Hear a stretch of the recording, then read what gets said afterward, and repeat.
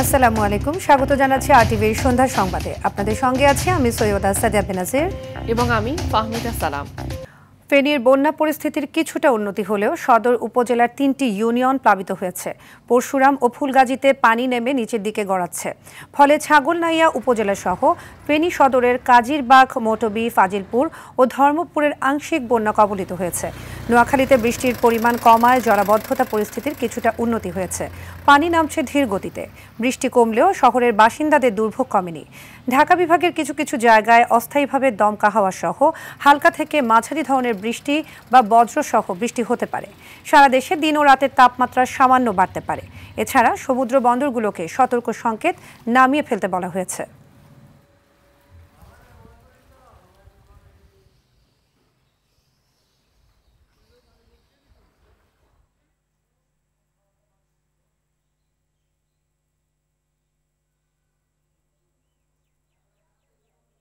গত ৫ দিন পর্যন্ত এখানে ভারী বৃষ্টিতে অনেক রোডঘাট তলিয়ে গেছে এবং সাধারণ জনগণের অনেক দুর্ভোগ হচ্ছে। ফেনীবাসী সেটা হচ্ছে যে স্থায়ী একটা বাঁধ নির্মাণ করতে যাচ্ছি। বাড়িতেও পানি ১ গিরার মতো পানি এবং গড়ে আর মনে হয় ৫ ইঞ্চি পরিমাণ আছে পানি উঠার। আমাদের সমস্যা বাড়িঘর সব ডুবে যাচ্ছে। আমাদের সব কিছু বাড়িঘর সব ডুবে গেছে আর রান্না টান্না করতে পারতেছি না। শরীয়তপুরে জাজিরার মঙ্গল মাঝির ঘাট এলাকায় প্রবল বর্ষণ আর নদীর পানির তীব্র স্রোতে ভয়াবহ ধস নেমে প্রায় ৫০০ মিটার নদী গর্ভে বিলীন হয়ে গেছে। এতে অন্তত ২৬টি দোকান, ১৫টি বসতবাড়ি নদীতে ভেসে গেছে। এতে মানবেতর জীবনযাপন করছে ওই এলাকার মানুষ। তাদের একটাই দাবি, জরুরি ভিত্তিতে অত্র এলাকায় স্থায়ী বেড়িবাঁধ নির্মাণের। শরীয়তপুর প্রতিনিধি মোহাম্মদ আবুল হোসেন সর্দারের পাঠানো তথ্যচিত্রে বিস্তারিত জানাচ্ছেন আবরার মাহি। গেল সোমবার বিকেল ৪টায় হঠাৎ করে প্রায় ২০০ মিটার জুড়ে বাঁধ ধসে পড়ে। এই ভাঙন অব্যাহত থাকায় দফায় দফায় প্রায় ৪৫০ মিটার নদী গর্ভে বিলীন হয়ে যায়। বাড়িঘর, ব্যবসা প্রতিষ্ঠান হারিয়ে আতঙ্কে দিন কাটাচ্ছে ওইসব এলাকার মানুষ। তাদের ঘরবাড়ি অন্যত্র সরিয়ে নিয়ে কোনো রকম জীবনযাপন করছে। মাল সামান গুছাইতে গেছে, ওলা ডালা খুলছে, ডালা খুললে মনে বুঝেন চাল দিয়ে উঠেছে বাড়ায়, এই চাল দিয়ে সম্পূর্ণ বিল্ডিং ফিল্ডিং যা যা আসলো দোকান পাটলে সব গেছে গা। বাবা না বাড়ি না থাকা বাবারা কোন আগে যাইবে কোনো পাত্তা নাই, থাকার মতো কোনো স্থান নাই। আমাদের বাড়িঘর সব দিকে লয়ে গেছে, আমরা মনে করি অনেক অসহায়। পানি ঘুরতে ঘুরতে ঘুরতে ঘুরতে 10 মিনিটের মধ্যে দোকান সাফা। বাড়িঘর কোনো কিছু ছড়ানোর কোনো কিছু নাই, সব নিয়ে গেছে নদীতে। যারাই নেই মানে সরকার থেকে আমরা সবার এ বিষয়ে পানি উন্নয়ন বোর্ডের নির্বাহী প্রকৌশলী তারিক হাসান জানান, ভাঙন প্রতিরোধে তাদের যাবতীয় কার্যক্রম অব্যাহত থাকবে। সকাল থেকে ডাম্পিং শুরু করছি এবং এই ভাঙন প্রতিরোধে আমাদের কাজ অব্যাহত থাকবে, চলমান থাকবে। জেলা প্রশাসনের পক্ষ থেকে শুকনো খাবার, নগদ টাকা ও কয়েকটি পরিবারকে ঢেউটিন সহায়তা করা হয়েছে বলে জানান এই কর্মকর্তা। ইতিমধ্যে তাদের ৩০ জন পরিবারকে আমরা খাদ্য সহায়তা দিয়েছি। এছাড়াও আমরা ২৬টি পরিবারে অর্থ এবং টিনের সহায়তা দিয়েছি। জরুরি ভিত্তিতে ওই এলাকায় স্থায়ী বেড়িবাঁধ নির্মাণ করে তাদের গ্রাম রক্ষা করার ব্যবস্থা করা হোক, এমনটাই দাবি ভুক্তভোগীদের। আবরার মাহি, আরটিভি। বৈরী আবহাওয়ার প্রভাব পড়েছে বাজারে। বৃষ্টি ও বন্যার কারণে কাঁচা মরিচের দাম ৩ গুণ বেড়ে ২৮০ থেকে ৩২০ টাকা বিক্রি হচ্ছে।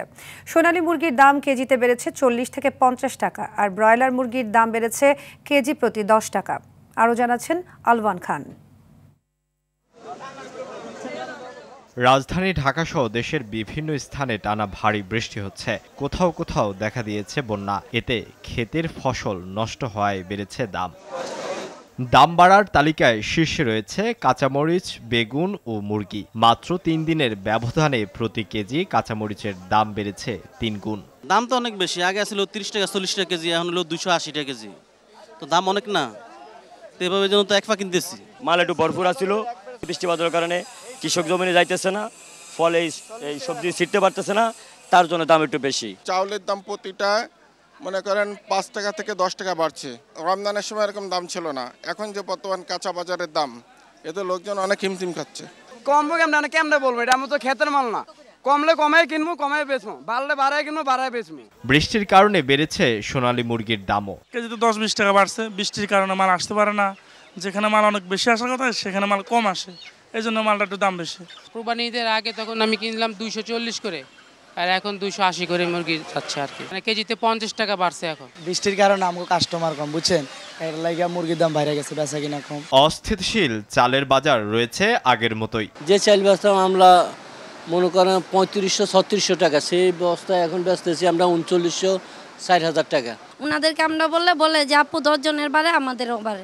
নতুন কোনো অজুহাতে অসাধু ব্যবসায়ীরা যেন দাম বাড়াতে না পারে সে বিষয়ে সরকারকে আরও নজরদারি বাড়ানোর তাগিদ দিয়েছে ভোক্তারা। আলোয়ান খান, RTV, ঢাকা।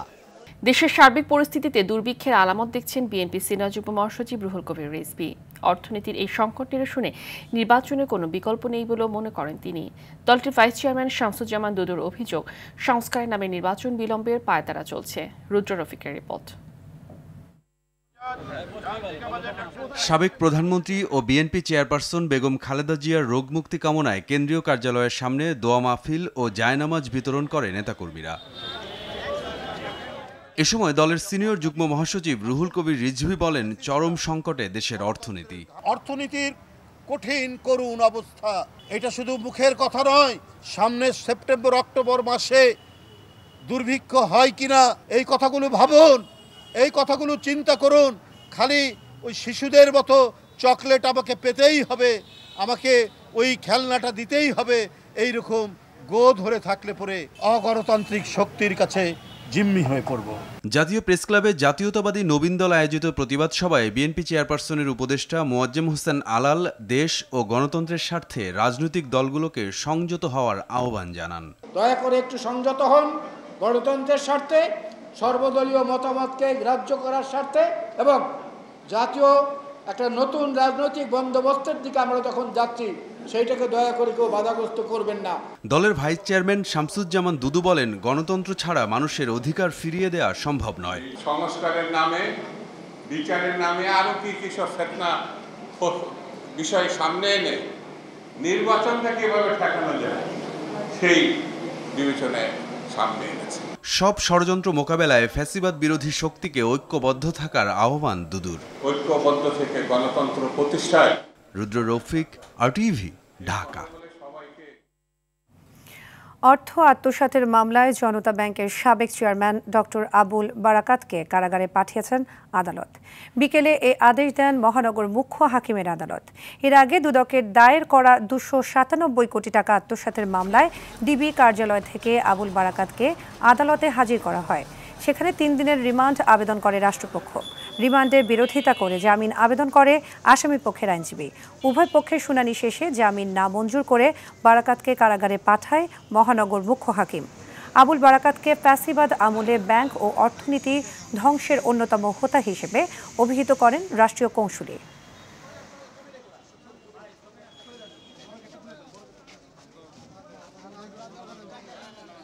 3টা পিটিশন দিয়েছি, একটা জামিনের প্রেয়ার দিয়েছি, একটা রিমান্ড যেন নামঞ্জুর করে এই জন্য প্রেয়ার দিয়েছি, আর একটা ওনাকে যেন ডিভিশন দেওয়া হয়। উনি মুক্তিযোদ্ধা এবং ওনার বয়স 71 বছর। এই দুটা বিষয় বিবেচনা করে কোর্টের কাছে আমরা ওনার ডিভিশন চেয়েছি। আসামির বিরুদ্ধে 3 দিনের পুলিশ রিমান্ডের একটা দরখাস্ত ছিল। এই দরখাস্ত সবগুলো আপনার সেটেল ডাউন হবে বিজ্ঞ সেশন জাজে গিয়ে। এখানে এই মামলা কগনিজেন্স নেওয়ারও সুযোগ নাই, শুনানি করার সুযোগ নাই, জামিনেরও সুযোগ নাই। আমরা জাস্ট কোর্টকে এই জিনিসটা ইনফর্ম করেছি। এরপরে কোর্ট এই আসামিকে CW মূলে জেল হাজতে প্রেরণ করেছেন। এবছর জুনের মাঝামাঝি থেকে বাড়তে শুরু করেছে ডেঙ্গুর প্রকোপ, সাথে পাল্লা দিয়ে বাড়ছে চিকুনগুনিয়া ও করোনার শনাক্তের হারও। এই 3 ভাইরাস মিলে দেশের স্বাস্থ্য ব্যবস্থার উপর বড় চাপ সৃষ্টি করতে পারে বলে মনে করছেন বিশেষজ্ঞরা। অন্যদিকে সব ধরনের প্রস্তুতির কথা জানান DNCC বিশেষায়িত হাসপাতাল ও উত্তর সিটি কর্পোরেশন। মাহিন আরাফাতের সহায়তায় আব্দুর রহিমের রিপোর্ট। বর্ষা শুরুর সঙ্গে সঙ্গে দেশে বেড়েছে ভাইরাস জ্বরের প্রকোপ। ভাইরাসজনিত এসব রোগে আক্রান্তের সংখ্যা আশঙ্কাজনক হারে বাড়ছে। ডেঙ্গু, চিকুনগুনিয়া ও করোনা সংক্রমণ বাড়ছে উদ্বেগজনক হারে। আর এই 3 রোগের সংক্রমণ শুরু হয় জ্বর দিয়েই। 1 দিন 2 দিন যাওয়ার পরই আমার পর্যাপ্ত জ্বর কমছে না, নাপা খাইতেছি, মাথা ব্যথা, হাত পা ব্যথা, আজকে করে অসুস্থ হয়ে পড়ছি, জ্বর আসছে। ডেঙ্গু না চিকুনগুনিয়া তো সরাসরি পাওয়া যায় না রিপোর্টে। আমি সিকিউরিটি গার্ডে চাকরি করছি, তো ওই জায়গায় আমি মশার কামড় খাইছি, তো অনেক কি মশা কামড়ে তা তো বলতে না। তবে আক্রান্তদের বেশিরভাগ ঢাকার বাইরের বলে জানান ডিএনসিসি পরিচালক তানভীর আহমেদ। বলেন পরিস্থিতি আরো খারাপ হলেও সার্বিক প্রস্তুতি রয়েছে। প্রত্যেকটা বেডে অক্সিজেন সাপ্লাই রয়েছে, যেহেতু আমরা কোভিডের জন্য চিকিৎসা দিয়ে থাকি, এবং আমাদের একটা ভিআই প্ল্যান্ট রয়েছে, আমাদের মোর দেন 600 অক্সিজেন সিলিন্ডার রয়েছে। সেই ক্ষেত্রে বলা যায় যে আমাদেরটা অবশ্য স্পেশালাইজড এবং এটি অবশ্যই যথেষ্ট প্রিপেয়ার্ড রয়েছে টিল টুডে। অন্যদিকে ঝুঁকিপূর্ণ এলাকা চিহ্নিতকরণ ও ডেঙ্গু মশা নিধনে সব ধরনের প্রস্তুতি সম্পন্ন হয়েছে বলে জানান উত্তর সিটি কর্পোরেশনের প্রধান স্বাস্থ্য কর্মকর্তা ইমরুল কায়েস চৌধুরী। আমাদের সদিচ্ছার অভাব নাই, আমাদের ইন্টিগ্রিটির অভাব নাই।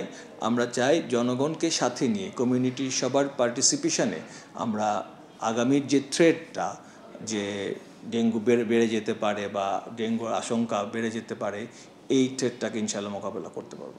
বিশেষজ্ঞরা বলছেন ভাইরাসজনিত রোগ থেকে বাঁচতে জনসচেতনতা জরুরি। আব্দুর রহিম, RTV, ঢাকা। 16 বছরের আগের অবস্থায় ফিরে গেছে এসএসসি ও সমমান পরীক্ষার ফলাফল। পাশের হারের সঙ্গে কমেছে জিপিএ 5ও। এই ফলাফলকেই বাস্তব ও প্রভাবমুক্ত মন্তব্য করে শিক্ষাবিদদের অভিমত, ভুল মূল্যায়ন পদ্ধতির মাধ্যমে ফ্যাসিস্ট সরকার শিক্ষা ব্যবস্থার চরম ক্ষতি করে গেছে। শিক্ষায় প্রহসন থেকে বেরিয়ে আসার তাগিদ বিশেষজ্ঞদের। সাকিবুর রহমানের রিপোর্টে দেখুন বিস্তারিত। গেল কয়েক বছর ধরে এসএসসি ও সমমানের পরীক্ষায় শিক্ষার্থীদের পাশ ও জিপিএ 5-এর হিড়িক পড়লেও 16 বছরের সেই রেজাল্টে এবার ভাটা পড়েছে। পাশের হার ফিরে গেছে 68.45%। একজনও পাশ করেনি এমন শিক্ষা প্রতিষ্ঠানের সংখ্যাও বেড়েছে। গতবার শূন্য পাশ করার প্রতিষ্ঠান ছিল 51টি, এবার যা 134টি। জিপিএ 5 কমেছে 43,000, আর ফেল করেছে 6,660,000 শিক্ষার্থী। শিক্ষাবিদদের মতে এতদিন ভুল মূল্যায়ন পদ্ধতিতে এবার লাগাম পড়েছে। খাতা মূল্যায়নে কারো প্রভাব না থাকায় এবার বাস্তব রেজাল্ট এসেছে। যে পরিমাণ পাস করেছে এবার, এটা যথার্থ পাস রেট, এটাই আসল রেট ছিল। কিন্তু বিভিন্নভাবে আমরা ক্রেডিট নেওয়ার জন্য আমরা গ্রেস দিয়ে, বিভিন্ন ধরনের নির্দেশনা দিয়ে বোর্ডগুলোকে, খাতা মূল্যায়নের ক্ষেত্রে বিভিন্ন ধরনের রিকোয়েস্ট ছিল। এই সমস্ত কারণে আমরা একটা ইনফ্লেটেড আমরা সিজিপিএ 5 আমরা দেখেছি। পৃথিবীর কোনো দেশেই এমন শিক্ষা ব্যবস্থা নেই উল্লেখ করে জাতীয় বিশ্ববিদ্যালয়ের উপাচার্য অধ্যাপক ডক্টর ASM আমানুল্লাহ মনে করেন, স্থায়ী শিক্ষা কমিশন গঠনের মাধ্যমে শিক্ষা ব্যবস্থায় উন্নয়ন আনা সম্ভব। একবার এক এক ধরনের মডেল আমরা চালু করার চেষ্টা করেছি। যতগুলো শিক্ষা কমিশন হয়েছে, একটা শিক্ষা কমিশনের রিপোর্টও আমরা বাস্তবায়ন করতে পারিনি। বাচ্চাদেরকে নিয়ে আমরা একটা গবেষণাগার বানিয়েছি এখানে। এখন যে জায়গাটাতে আমরা আগের যে কারিকুলাম ছিল, সিলেবাস ছিল, সেই জায়গাটাতে আসি। এই জায়গাটাতে আমাদেরকে আরও একটু পরিবর্তন এবং পরিমার্জন করতে হবে। একটা স্থায়ী শিক্ষা কমিশন গঠন করা দরকার। সময়ে সময়ে তারা বসে এইগুলোকে রিভাইজ করবে। পাশ ফেলকে বড় ইস্যু না ভেবে শিক্ষার্থীদের দক্ষতা অর্জনকে গুরুত্ব দেওয়ার তাগিদ বিশেষজ্ঞদের। সাকিবুর রহমান, RTV, ঢাকা।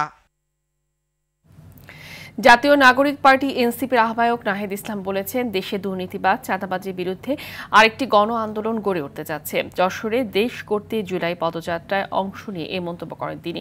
নির্বাচন কমিশন দুদক, পিএসসির মতো প্রতিষ্ঠানকে পুনরায় দলীয়করণ করতে দেওয়া হবে না বলে হুঁশিয়ারি দেন তিনি। যশোর প্রতিনিধি BM ফারুকের পাঠানো তথ্যচিত্রে আরও জানাচ্ছেন আব্দুল হামিদ। 11তম দিনে দেশ গড়তে জুলাই পদযাত্রায় যশোরের কেন্দ্রীয় ঈদগাহ মোড়ে পথসভা করে জাতীয় নাগরিক পার্টি এনসিপির নেতাকর্মীরা। জনতার উদ্দেশ্যে দেওয়া ভাষণে দলটির আহ্বায়ক নাহিদ ইসলাম বলেন, দুর্নীতিবাজ ও চাঁদাবাজদের কারণে সংস্কার পদে পদে বাধাগ্রস্ত হচ্ছে। এ সময় তিনি বলেন, ইনসাফের পক্ষে, দুর্নীতির বিরুদ্ধে দাঁড়ালে কোটি কোটি মানুষ দরকার হয় না, একজনই যথেষ্ট। নির্বাচন ভোটাধিকারের পক্ষে সত্যিকার অর্থে লড়াই করে যাচ্ছে গণ অভ্যুত্থানের নেতৃত্ব, জাতীয় নাগরিক পার্টির নেতৃত্ব। আমরা স্বাধীনতা এনেছি, আমরা সংস্কার আনব, আমরা আমাদের সার্বভৌমত্ব রক্ষা করব। বক্তৃতার এক পর্যায়ে নাহিদ বলেন, হাসিনা 16 বছরে সব সরকারি প্রতিষ্ঠান সম্পূর্ণ দলীয়করণ করেছেন। এবার আর আমরা প্রতিষ্ঠানগুলো দলীয়করণ করতে দেব না। যেই দল ক্ষমতায় এসেছে সেই দলই দলীয়করণ করেছে। খালি হাসিনার ভাগ্য ভালো, তারা 16 বছর ধরে থেকে সম্পূর্ণভাবে দলীয়করণ করতে পেরেছে, অন্যরা সেটা করতে ব্যর্থ হয়েছে। আমরা বলি যে এইবার আমরা আমাদের এই প্রতিষ্ঠানগুলোকে দলীয়করণ করতে দেব না। এদিকে দলটির দক্ষিণাঞ্চলের মুখ্য সংগঠক হাসনাত আব্দুল্লাহ বলেছেন, এনসিপি বা বিএনপি পন্থী নয়, বাংলাদেশপন্থী নির্বাচন কমিশন চান তারা। আমরা অবশ্যই নির্বাচন চাই এবং নির্বাচন হইতেই হবে। বরং আমরা দেখতে পাচ্ছি নির্বাচন ঠেকানোর জন্য আরো অন্যান্য রাজনৈতিক দল এখন ঐক্যবদ্ধ হচ্ছে। তারা নির্বাচন ঠেকাই দিতে চায় কিভাবে? তারা সংস্কার ঠেকাই দিতে চায়, তারা বিচার ঠেকাই দিতে চায়। দেশ গড়তে জুলাই পদযাত্রা কর্মসূচির অংশ হিসেবে বৃহস্পতিবার রাতে এনসিপি নেতারা নড়াইল থেকে যশোরে আসেন। পরে জুলাই গণ অভ্যুত্থানে শহীদ পরিবার ও আহতদের সঙ্গে মতবিনিময় করেন তারা। আব্দুল হামিদ, RTV। এবার নিচ্ছি হাইসেন্স সংবাদ বিরতি, ফিরে এসে আরো থাকছে।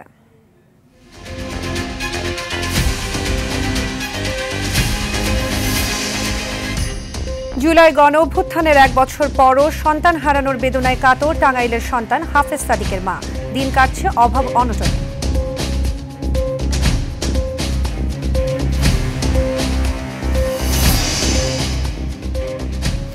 এবং খুলনায় যুবদলের সাবেক নেতাকে গুলি করে হত্যা। কিশোরগঞ্জে নিখোঁজের 5 দিন পর পাটক্ষেত থেকে শিশুর মরদেহ উদ্ধার।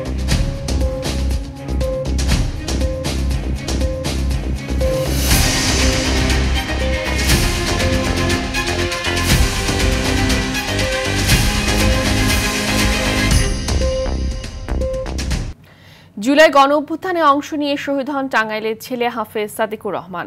মৃত্যুর 1 বছর পরও সন্তান হারানোর বেদনা ভুলতে পারছে না মা শাহনাজ বেগম। ছেলের হত্যাকারীদের দ্রুত বিচার নিশ্চিতের দাবি তার। সাদিকুরের মৃত্যুর পর অভাব অনটনে দিন কাটছে পরিবারটির। তাদের সব ধরনের সহযোগিতার আশ্বাস উপজেলা প্রশাসনের।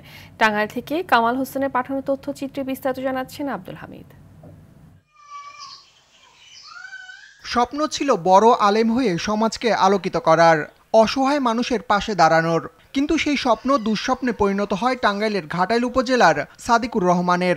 2024-এর 19 জুলাই ঢাকার উত্তরায় বৈষম্য বিরোধী আন্দোলনে অংশ নিয়ে প্রাণ দিতে হয় তাকে। সন্তান হারিয়ে পাগলপ্রায় মা শাহনাজ বেগম। সন্তানের স্মৃতি কিছুতেই ভুলতে পারছেন না তিনি। বুকে চাপা কষ্ট নিয়ে চেয়েছেন সন্তান হত্যার বিচার। আমার ছেলে হারিয়ে আমি খুব নিঃস্ব, খুব অসহায়। আমি সরকারের কাছে জানাই আমার জানি সার্বিক সহযোগিতা সেভাবে করে, এটুকুই আমার অনুরোধ। হাফেজ শহীদ সাদিকুল হত্যার বিচার ও অসহায় পরিবারটির পাশে থাকার অনুরোধ জানিয়েছেন স্বজন ও এলাকাবাসী। তুলনামূলকভাবে সারা বাংলাদেশে যে পরিমাণ এই যে জুলাই শহীদদের যে উপদেষ্টা মণ্ডলী থেকে শুরু করে যারা খোঁজ খবর নেয়, আমাদের এখানে এরকম কেউ এখন পর্যন্ত আসে নাই। ওকে হারাই এখন সবাই পরিবার সবাই নিঃস্ব, সবাই এখন আমরা অনেক আসলে কষ্টের মধ্যে আছি। আশ্বাস দিয়েছে আমাদের এই ব্যাপারে যদি ইনশাআল্লাহ সরকারিভাবে কোনো হয় ইনশাআল্লাহ আমরা আশাবাদী। পরিবারটিকে সব ধরনের সহযোগিতার আশ্বাস দিয়েছেন ঘাটাইল উপজেলা নির্বাহী কর্মকর্তা। ও তার রাস্তার নামকরণ করেছে সাদিকুল ইসলাম সড়ক এবং সেই রাস্তার কাজটা এখন বর্তমানে চলমান রয়েছে। এছাড়া তার যে কবরটা এটাকে উন্নয়নের জন্য জেলা পরিষদ থেকে প্রকল্প গ্রহণ করা হয়েছে। আমরা বিভিন্ন যে 2টা ঈদ আছে সেই ঈদের সময় তাদের পরিবারের পাশে, তাদের সুখ দুঃখের লাঘবের জন্য তাদের পাশে এসে দাঁড়িয়েছি। অন্যান্য কোনো সহযোগিতা লাগে তা উপজেলা প্রশাসন সেটা করতে প্রস্তুত। হাফেজ সাদিকুরের মতো শহীদদের রক্তের বিনিময়ে নতুন বাংলাদেশের স্বাদ পায় মুক্তিকামী বাঙালি জাতি। স্বজনদের প্রত্যাশা, তাদের আত্মত্যাগকে সম্মান জানিয়ে শহীদ পরিবারের পাশে থাকবে সরকার। আব্দুল হামিদ, RTV। খুলনার দৌলতপুর থানা যুবদলের সাবেক নেতা মোল্লা মাহবুবুর রহমানকে গুলি করে হত্যা করেছে দুর্বৃত্তরা। দুপুরে নগরীর দৌলতপুর থানার মহেশ্বর পাশায় নিজ বাসার সামনে এই হত্যাকাণ্ড ঘটে। গাজীপুরে কালভার্টের পাশে পড়ে থাকা কার্টুনের ভেতর থেকে এক নবজাতকের মরদেহ উদ্ধার করেছে পুলিশ। কিশোরগঞ্জে নিখোঁজের 5 দিন পর পাটক্ষেত থেকে রৌজা মনি নামে এক শিশুর মরদেহ উদ্ধার করেছে পুলিশ। কুষ্টিয়া রাজবাড়ী মহাসড়কে হোমিওপ্যাথিক কলেজের পাশ থেকে গাছে ঝুলন্ত অবস্থায় রফিকুল ইসলাম নামে এক অটো চালকের মরদেহ উদ্ধার করেছে পুলিশ। ভোলার ইলিশা রোদের হাটে শ্বশুর বাড়িতে বেড়াতে গিয়ে ঘরের মাচা ভেঙে পড়ে শাফায়েত করিম নামে এক শেলটেক ফর্কলিফট অপারেটর নিহত হয়েছেন। এছাড়া মুন্সিগঞ্জের সিরাজদিখানে দুর্বৃত্তদের ছুরিকাঘাতে সাহেব আলী নামের এক ব্যক্তি ঢাকা মেডিকেলে চিকিৎসাধীন অবস্থায় মারা গেছেন। গ্যাস সংকটের কারণে ১,৬১০ মেগাওয়াট ক্ষমতা সম্পন্ন নরসিংদীর ঘোড়াশাল তাপ বিদ্যুৎ কেন্দ্রের ৭ ইউনিটে উৎপাদন বন্ধ রয়েছে। কেন্দ্রের প্রধান প্রকৌশলী মোহাম্মদ এনামুল হক এ তথ্য নিশ্চিত করেছেন। তিনি জানান, গত ২ বছর ধরেই এ বিদ্যুৎ কেন্দ্রে গ্যাস সংকট চলছে। এ কারণে গত ৯ জুন ২১০ মেগাওয়াট ক্ষমতা সম্পন্ন ৫ নং ইউনিট, ১৩ জুন বিদ্যুৎ কেন্দ্রের ৩৬০ মেগাওয়াট ক্ষমতা সম্পন্ন ৪ নং ইউনিট ও ১৪ জুন থেকে ৩৬০ মেগাওয়াট ক্ষমতা সম্পন্ন ৭ নং ইউনিটের উৎপাদন একেবারে বন্ধ রয়েছে। সরকার সার কারখানায় গ্যাস সরবরাহ করার কারণে বিদ্যুৎ কেন্দ্রের গ্যাস বন্ধ করে দিয়েছে। বিকল্পভাবে গ্যাস সরবরাহ করার জন্য সংশ্লিষ্ট মন্ত্রণালয়ে আবেদন করেছে বিদ্যুৎ কেন্দ্রটি। গ্যাস সরবরাহ করলেই পুরোদমে আবারও উৎপাদন শুরু হবে বলে জানান কেন্দ্রটির প্রধান প্রকৌশলী। পাকিস্তানে বেলুচিস্তানে অপহরণের পর বন্দুকধারীদের গুলিতে নিহত হয়েছে অন্তত ৯ যাত্রী। শুক্রবার এ তথ্য নিশ্চিত করেছে দেশটির কর্মকর্তারা। প্রাদেশিক সরকারের এক মুখপাত্র জানান, বৃহস্পতিবার সন্ধ্যায় একাধিক বাস থেকে যাত্রীদের অপহরণ করে বন্দুকধারীরা। গুলিবিদ্ধ হওয়ার পর মরদেহগুলো পাহাড়ে পড়ে থাকতে দেখা গেছে। বাসটি বেলুচিস্তান থেকে পাঞ্জাবের উদ্দেশ্যে যাচ্ছিল। ধারণা করা হচ্ছে বেছে বেছে পাঞ্জাবের বাসিন্দাদেরকেই হত্যা করা হয়েছে। এ ঘটনায় তীব্র নিন্দা জানিয়েছে পাকিস্তানের প্রধানমন্ত্রী শেহবাজ শরীফ ও স্বরাষ্ট্রমন্ত্রী মোহসিন নাকভি। নিরীহ মানুষের রক্তের প্রতিশোধ নেয়ার কথা জানিয়েছেন তারা। এ পর্যন্ত এ ঘটনায় কেউ দায় স্বীকার করেনি। তুরস্কের বিরুদ্ধে ৪০ বছরের সশস্ত্র সংগ্রামের পর অবশেষে আনুষ্ঠানিকভাবে অস্ত্র সমর্পণ করতে যাচ্ছে কুর্দিস্তান ওয়ার্কার্স পার্টি পিকেকে। অস্ত্র সমর্পণের প্রথম পদক্ষেপ হিসেবে শুক্রবার একটি অনুষ্ঠানের আয়োজনের কথা। কঠোর নিরাপত্তা ব্যবস্থার মধ্য দিয়ে শুরু হবে নিরস্ত্রীকরণ প্রক্রিয়া। ধারণা করা হচ্ছে এ প্রক্রিয়া পুরো গ্রীষ্মকাল ধরে চলবে। পিকেকের এমন পদক্ষেপের প্রশংসা করেছেন তুরস্কের প্রেসিডেন্ট রিসেপ তাইয়েপ এরদোয়ান।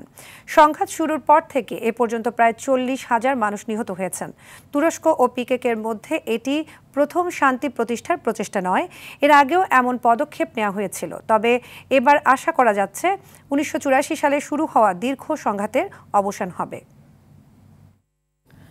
আবারও মাথাচাড়া দিয়ে উঠেছে ইরান ইসরায়েল সংঘাত। নতুন করে আবারও ইরানে হামলার হুমকি দিয়েছেন ইসরায়েলের পররাষ্ট্রমন্ত্রী ইসরায়েল কাটস। বৃহস্পতিবার দেশটির বিমান বাহিনীর স্নাতক সমাপনী অনুষ্ঠানে তিনি বলেন, ইরানের পক্ষ থেকে হুমকি এলে আবারও হামলা চালাবে তেল আবিব। অন্যদিকে দ্বিমুখী আচরণের জন্য আন্তর্জাতিক আণবিক শক্তি সংস্থাকে সতর্ক করেছেন ইরানের প্রেসিডেন্ট মাসুদ পেশেশকিয়ান। বৃহস্পতিবার তিনি বলেন, ইসরায়েল ও তার মিত্রের প্রতি পক্ষপাতমূলক অবস্থান সংশোধন না করলে সংস্থাটিকে আর কোনো সহযোগিতা করবে না তেহরান। এ সময় ইরানে আবার আগ্রাসন হলে জবাবে নজিরবিহীন প্রতিক্রিয়ার হুমকি দেন প্রেসিডেন্ট মাসুদ। ফিলিস্তিনের গাজা উপত্যকায় যুদ্ধবিরতির আলোচনার মাঝেও ভয়াবহ হামলা চালিয়েছে ইসরায়েলি বাহিনী। গতকাল সকাল থেকে টানা আক্রমণে একদিনে নিহত হয়েছে ৮২ ফিলিস্তিনি। নিহতদের মধ্যে বেশ কয়েকজন নারী ও শিশু রয়েছে। আহত হয়েছে বহু মানুষ। এক প্রতিবেদনে এ তথ্য জানায় আল জাজিরা। এই হামলাকে গাজায় চলমান গণহত্যার ধারাবাহিকতা আখ্যা দিয়ে ইসরায়েলি বর্বরতার তীব্র নিন্দা জানিয়েছে ফিলিস্তিনের প্রতিরোধ আন্দোলন হামাস। সাগরিকার হ্যাট্রিকে শ্রীলঙ্কাকে গোল বন্যায় ভাসিয়ে সাফ নারী অনূর্ধ্ব ২০ আসর শুরু করল বাংলাদেশ। ঘরের মাঠ কিংস অ্যারেনায় লঙ্কান মেয়েদের ৯-১ গোলে হারিয়েছে বাটলারের শিষ্যরা। অন্য ম্যাচে নেপালের বিপক্ষে লড়ছে ভুটান। নাজমুস সাকিবের রিপোর্ট। দাপুটে জয় নিয়ে সাফ নারী অনূর্ধ্ব ২০ চ্যাম্পিয়নশিপ শুরু করল বাংলাদেশ দল। স্বপ্না, মুনকি, সাগরিকাদের দৃষ্টিনন্দন খেলায় উদ্বোধনী ম্যাচে গোল উৎসবে ভাসল আফিদা পূজারা। কিংস অ্যারেনায় পুরোটা সময় বাংলার মেয়েদের কাছে অসহায় অবস্থানে ছিল শ্রীলঙ্কা। ম্যাচের দ্বিতীয় মিনিটে ফ্রিকিক থেকে বাংলাদেশকে প্রথম লিড এনে দেন স্বপ্না রানী। ২ মিনিটের ব্যবধানে দৃষ্টিনন্দন শটে প্রতিপক্ষের জাল খুঁজে নেন মুনকি আক্তার। ম্যাচের ৩৮ মিনিটে গ্যালারি মাতান সাগরিকা। এরপর আরও দুটি গোল হলেও অফসাইডের ফাঁদে তা বাতিল হয়। ফলে ৩-০ গোলে লিড নিয়ে প্রথমার্ধ শেষ করে বাংলাদেশ।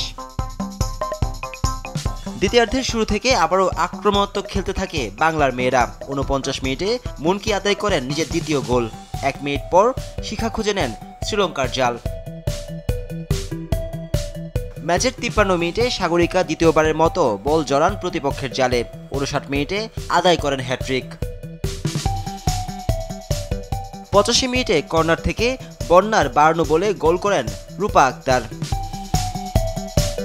ম্যাচের অতিরিক্ত সময়ে লঙ্কানদের হার ব্যবধান কমান জাসো থারান, তবে পরক্ষণেই গোল হজম করে শ্রীলঙ্কা। সফরকারীদের কফিনে শেষ পেরেকটি ঠুকেন শান্তি, তার গোলে বড় জয় নিয়ে মাঠ ছাড়ে বাংলাদেশ দল। নাজমুস সাকিব, RTV, ঢাকা। সাফ অনূর্ধ্ব 19 নারী চ্যাম্পিয়নশিপে নিজেদের প্রথম ম্যাচে বড় জয় নিয়ে মাঠ ছাড়তে পারায় খুশি বাংলাদেশ দলের কোচ পিটার বাটলার। পরের ম্যাচগুলোতে এই পারফরম্যান্সের ধারাবাহিকতা ধরে রাখার লক্ষ্য তার। মেয়েরা ভালো ফুটবল খেলেছে, প্রতিপক্ষকে চাপে রেখেছিল তারা। জয়ের ব্যবধান আরো বাড়তে পারত, কিন্তু সার্বিক পারফরম্যান্সে আমি খুশি।